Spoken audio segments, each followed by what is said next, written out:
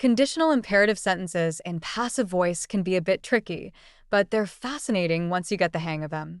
Let's break this down step by step. First, let's clarify what we mean by conditional imperative sentences.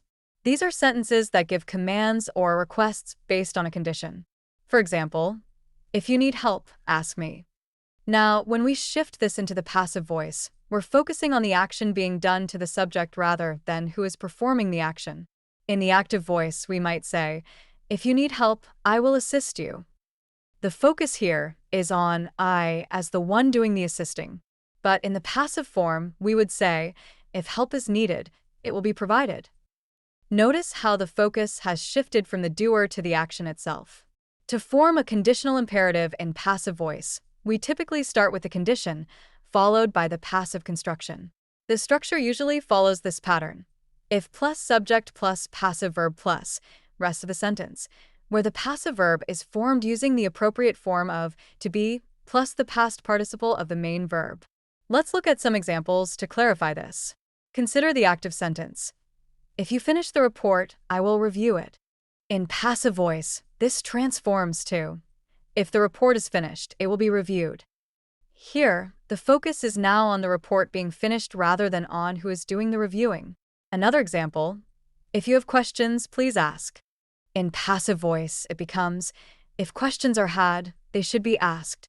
This might sound a bit awkward, but it illustrates the point. Now, let's explore how to convert from active to passive. The first step is identifying the object of the active sentence, which becomes the subject in the passive sentence. Then, we change the verb to the passive form. Finally, we may need to adjust the sentence to maintain clarity and flow. For instance, take the active sentence. If you invite her, she will come. The object here is her. In passive voice, it becomes, if she is invited, she will come. The action of inviting is still there, but it's framed in a way that emphasizes the invitation rather than the inviter. Remember, the passive voice can sometimes make sentences sound more formal or indirect, which can be useful in certain contexts. It's a great tool for emphasizing the action or the recipient of the action rather than the doer. In summary, when forming conditional imperative sentences in passive voice, focus on the structure. If plus subject plus passive verb. Practice with different verbs and subjects to get comfortable with the transformation. With a little practice, you'll find that switching between active and passive voice becomes second nature, enhancing your writing and speaking skills.